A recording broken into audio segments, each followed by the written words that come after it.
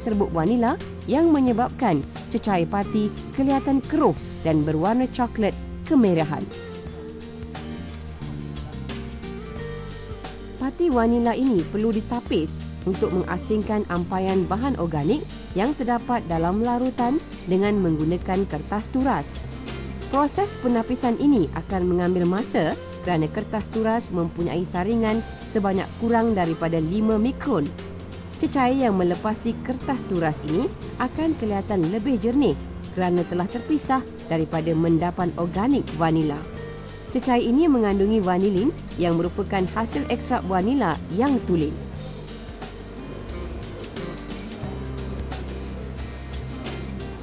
Ekstrak vanila yang dihasilkan akan diuji untuk mengetahui peratus kandungan vanilin.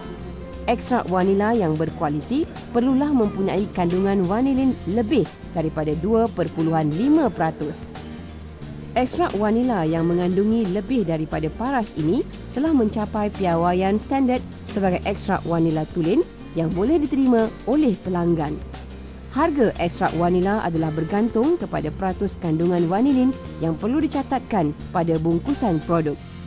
Sampel sebanyak 2 ml akan diambil daripada setiap pengeluaran untuk dibuat ujian. Setiap sampel dicatatkan lot pengeluaran supaya tidak berlaku kesilapan rekod pengeluaran. Ujian kandungan vanilin dibuat dengan menggunakan alat penganalisa berkomputer yang mempunyai keupayaan memberi bacaan yang tepat sehingga kepada 0.001. Bacaan ini setanding dengan piawaian WHO dan AFS yang diguna pakai oleh industri pembuatan makanan di negara-negara maju.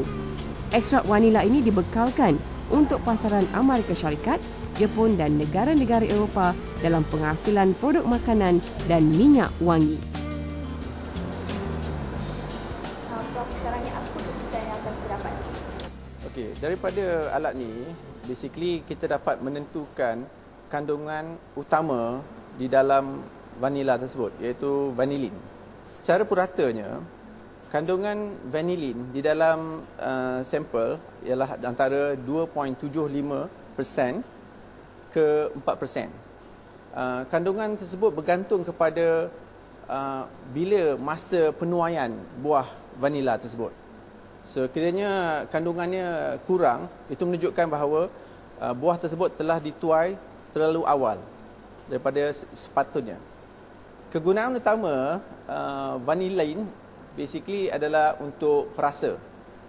Vanilin banyak digunakan dalam industri pemakanan, juga digunakan untuk menghilangkan rasa pahit daripada ubat. Selain daripada sebagai perasa, vanilin juga adalah kandungan utama yang biasa digunakan dalam bau-bauan, perfumery. Vanilin juga digunakan dalam pharmaceutical dan juga nutraceutical.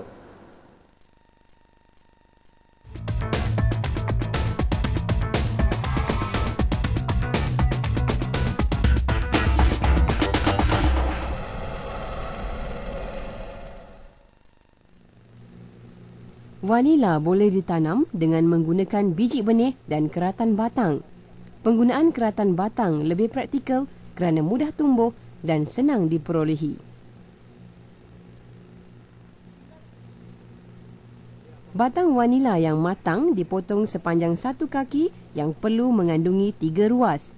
Setengah bahagian helai daun perlu dibuang untuk mengurangkan berlaku penguapan air daripada keratan melalui liang stomata yang terdapat pada permukaan daun.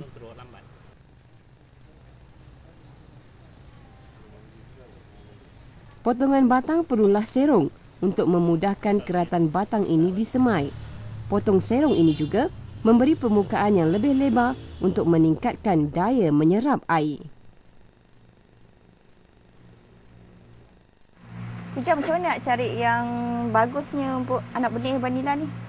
Kita kena cari yang dia kemunya agak panjang kan? Panjang macam ni? Panjang dan dia punya daun tu agak kehijau-hijauan. Tidak ke kuning-kuningan. Oh ya. Macam ni boleh lah ya? Macam ni boleh.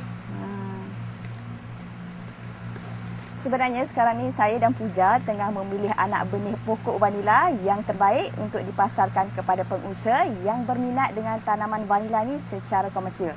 Dan anak benih ini anda boleh dapatkan di ladang di Lancang, Pahang.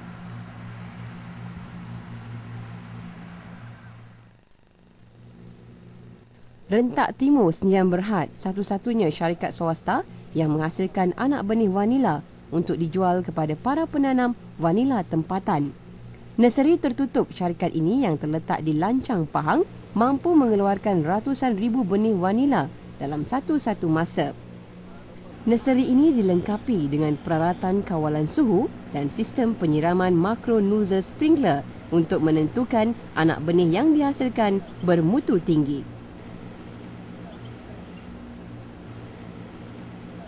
Keratan batang disemai dalam polybag dan diatur di bawah lindungan untuk percambahan akar. Pada peringkat ini, anak semayan perlu disiram 3 hingga 4 kali sehari bergantung kepada keadaan cuaca. Kekurangan air akan menjejaskan percambahan akar dan mengakibatkan anak benih mati. Anak benih yang telah berumur 2 bulan akan diasingkan untuk pemilihan bagi diedarkan kepada pelanggan. Anak benih yang bermutu mempunyai daun yang berwarna hijau tua dan terdapat sulur baru yang sedang membesar. Proses pemilihan anak benih dilakukan dengan begitu cermat kerana visi syarikat ini ingin melihat kejayaan para penanam yang sekaligus merupakan matlamat syarikat menjadikan Malaysia pengeluar vanila terunggul di rantau ini. Pengeluaran benih vanila ini adalah langkah pertama Rentak Timur kerana syarikat ini lebih mementingkan untuk mendapatkan hasil tanaman daripada para penanam. Dengan bekalan buah vanila segar yang mencukupi dan berterusan, Rentak Timur akan menjadi pengeluar ekstrak vanila untuk pasaran global. Dan kita telah pun sekarang ini memulakan projek vanila ini secara komersial di Malaysia. Dalam jangka masa 3 tahun, pokok vanila yang sekecil ini boleh menghasilkan buah daripada antara 1 hingga 5 kilo satu pokok, dan di atas tanah lebih kurang 1 ekar kita boleh menanam sehingga 2,000 pokok vanila. Dan kami jangkakan dalam jangka masa terdekat ini kita akan menanam lebih kurang 5 juta pokok vanila di Malaysia untuk mengenalkan vanila Malaysia ke pasaran dunia. Semoga kejayaan visi Rentak Timur ini akan melahirkan satu lagi komoditi baru kepada negara kita. Dalam rancangan Malaysia ke-9, kerajaan sentiasa menekankan kepada penemuan pertanian baru dan juga penglibatan daripada pihak swasta.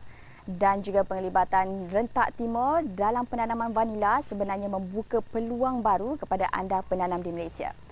Kepada anda penonton di rumah, kalau anda ada sebarang cadangan ataupun anda ada bahan-bahan pertanian baru dan belum pernah Agrotech siarkan, apa kata anda hantarkan kepada kami melalui email di agrotech@rtm.net.my atau anda juga boleh hubungi kami di talian 03 22 88 7870.